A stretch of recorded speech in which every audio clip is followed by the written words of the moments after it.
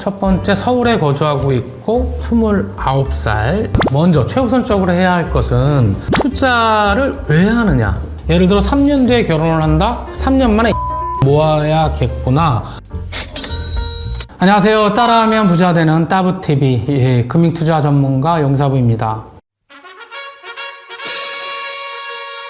구독, 좋아요, 알림 설정까지 따부TV 구독자, 애청자 분들의 사연을 듣고 그것에 대한 솔루션을 제공하는 시간을 가져보겠습니다. 먼저 첫 번째 사례 보도록 하겠는데요. 안녕하세요. 저는 서울에 살고 있는 29살 직장인입니다. 전역하고 대학 졸업 후에 어렵게 모 중소기업 개발자로 일한 지 1년 차가 되었습니다. 코로나 시기 한창 주식 코인 열풍 시대일 때에는 주식에 관심을 갖게 되었으나 영끌 비투하는 주변인들을 보면서 아직은 시작할 시기가 아니라고 생각해서 관심을 접었었습니다. 이제 취업한 지 1년도 되었고 점점 자리도 잡히는 것 같아 주식 투자에 다시 관심을 갖고 도전해 보려고 합니다. 그런데 뭐부터 어떻게 시작할지, 첫 투자 예산은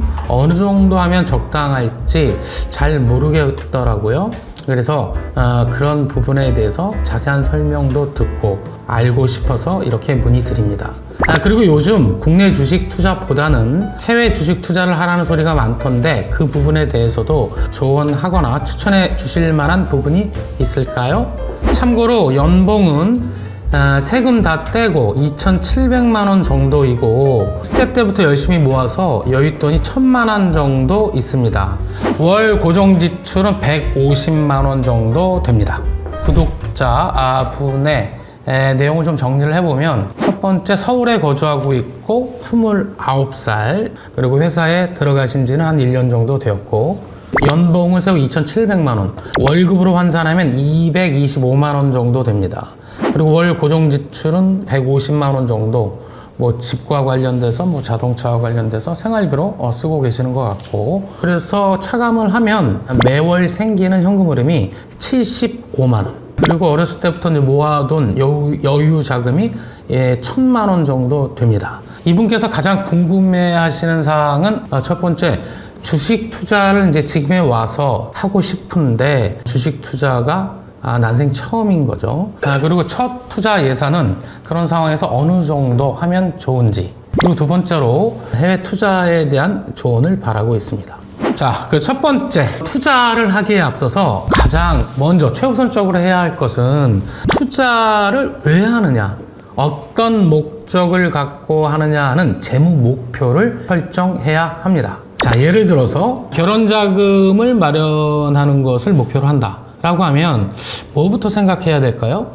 몇 년 있다가 결혼할 것인가? 필요한 결혼 자금은 얼마나 될까? 참고로 2023년 결혼 비용 보고서라는 것이 있는데, 신랑 쪽은 평균 한 2억 정도 들고요, 신부 쪽은 1억 3천만 원 정도가 든다고 합니다. 예를 들어 3년 뒤에 결혼을 한다? 만약에 신랑 측이라면 3년 만에 2억을 모아야겠구나 하는 플랜이 정해져 있어야 한다라는 것이죠.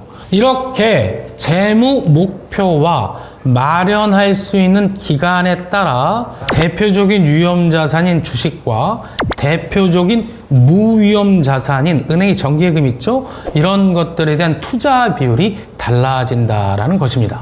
일반적으로 주린이 주식 초보자들에게 제가 추천해 드리는 것은, 개별 종목은 종목 수도 많고 주가의 큰 변동성을 여러분들께서 감당하기 어려우니까 여러 종목을 모아서 지수화시킨 ETF, 상장지수 펀드라는 것이 있는데 이것부터 투자하는 것을 강력하게 권유드립니다.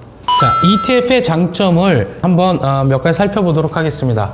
내가 삼성전자에 투자를 했다, 또는 LG화학에 투자를 했다, KB금융지주에 투자를 했다고 했을 때 전체적인 종합주가지수는 가는데 내 종목만 떨어진다라는 투자의 오류를 제거시킬 수 있습니다. 두 번째로 ETF 중 매월 또는 분기당 한 번 또는 1년에 한 번 배당을 주는 종목이 상당히 많은데 이 배당을 받고 해당 종목을 다시 투자하면 재투자 복리 효과까지 거둘 수 있죠. 그리고 우리나라 그 주식은 매수할 때는 그 증권세 수수료만 내지만 매도할 때는 그 수수료와 더불어 세금을 내게 되어 있습니다. 코스피, 코스닥 동일하게 0.2% 수준 정도의 세금을 내게 되는데 이 ETF는 이런 세금 또한 면제가 되니까 거래 비용을 줄일 수 있는 거죠. 우리나라 지수뿐만 아니라 해외 지수 추정형 ETF가 상당수 존재하고요. 환율에 투자할 수도 있고 콩, 원유 등과 같은 원자재에도 투자할 수 있고 다양하게 ETF만 가지고도 포트폴리오 분산 투자를 할 수 있는 장점이 있습니다. 자, ETF에 대해서 이제 간단하게 살펴보았는데요. 제가 이미 지난 여름에 업로드해 놓은 영상이 있습니다. 이것을 보고 관심이 있으시다면 자세하게 열심히 공부하시기 바랍니다. 자, 두 번째 이 사연자분께서 궁금해 하셨던 것은 주식 투자 처음 하는데 뭐 금액을 어느 정도 투자하면 적당할지를 여쭤보셨어요. 나이가 젊으면 젊을수록 질병, 자녀 결혼, 간병 등 돈이 많이 들어가는 그런 시기에 있지 않죠? 그리고 일시적으로 주식 투자에서 손실이 나더라도 복구할 수 있는 내 인생에 있어서의 시간적 여유가 있기 때문에 노년층에 비해서 보다 높은 비율로 투자하기를 권유드립니다. 자, 이분이 이제 10대 때부터 모은 여유 자금이 한 1,000만 원 정도 있었어요. 이 1,000만 원의 70%인 700만 원 정도를 주식 투자하셨으면 이 연세에 적당할 것 같고요. 나머지 300만 원은 무위험 자산, 절대 원금과 이자를 깨먹지 않는 정기예금에 가입하시는 것이 좋아 보입니다. 그리고 이제 700만 원을 이제 주식 투자한다고 하더라도 한 종목에 몰빵하지 말고 골고루 분산 투자하는 것이 좋다라는 것이죠.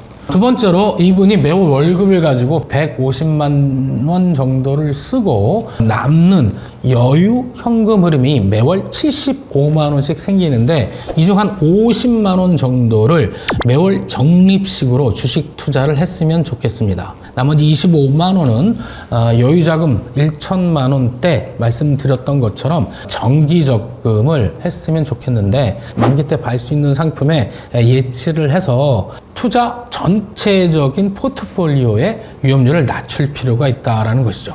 자, 이분이 또 이제 여쭤보신 게 뭐 얘기를 들으셨나 본데 야, 미국 주식 사면 우리나라 주식보다 훨씬 뭐 크게 올라. 뭐 엔비디아 뭐 테슬라 이런 거 장난이 아니야. 이런 소리를 들으셨나 봐요.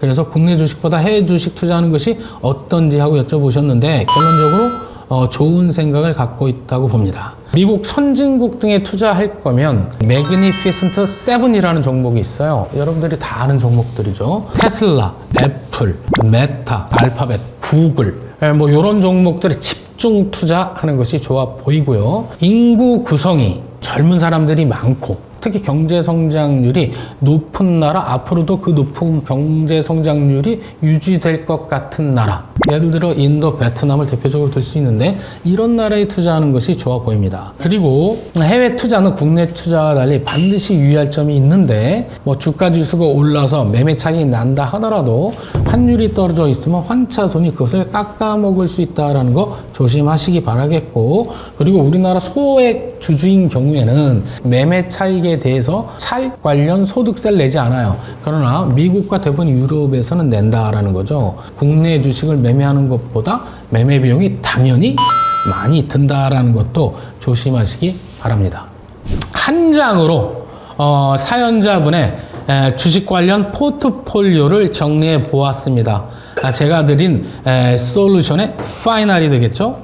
지금은 우리나라 여러 업종 중 반도체 관련된 업종의 주가가 내년에는 큰 폭으로 성장할 것 같기 때문에 이런 반도체 소부장과 관련된 종목에 투자하는 것을 권유드리는데, 주의할 점은 목표 달성 후 다른 종목으로 리밸런스, 교체해야 됩니다. 마지막으로 정기예금 300만 원, 아직까지는 시중 그 은행들이 고금리를 주고 있습니다. 카카오뱅크, K뱅크 등과 같은 핀테크 뱅크 등을 잘 이용하시면 5% 정도의 정기예금을 고르실 수 있어요. 상반기, 하반기 계속 떨어질 전망이기 때문에 지금 되도록 길게 1년짜리보다는 2년짜리, 2년짜리보다는 3년짜리로 잡아 놓으시기를 추천드립니다. 매월 투자하는 ETF로 제가 강력히 추천드리는 것은 타이거 미국 배당 플러스 7% 프리미엄 다우존스 이 ETF는 매월 배당을 줍니다. 그리고 이 ETF가 추종하는 추종 지수는 가장 배당을 많이 주는 종목을 추종하기 때문에 상당히 적당해 보인다라는 것이죠. 지난 10년간 배당 포함 주가 상승 총 수익률이 연평균 11%가 넘었던 지수가 되겠습니다. 그 다음에 아리랑 고배당주에도 25만 원 투자하기를 제가 권유드리는데 이것은 연간 4번 배당을 주니 이 배당을 받을 때마다 이 아리랑 고배당주 ETF를 더 사면 재투자 복리 효과까지 거둘 수 있습니다. 자, 오늘 상담 내용에 대한 솔루션을 드렸는데요. 이 내용들이 사연자뿐만이 아니라 보다 많은 분들께 도움이 되셨으면 좋은 마음입니다. 그리고 이 이외에도 상담이 필요하신 모든 분들은 유튜브 따부TV 하단에 고정 댓글 링크를 통해 신청해 주시면 제가 흔쾌히 언제라도 상담에 대한 솔루션을 제공해 드리도록 하겠습니다. 이상 따라하면 부자 되는 따부TV 용사부였습니다. 따부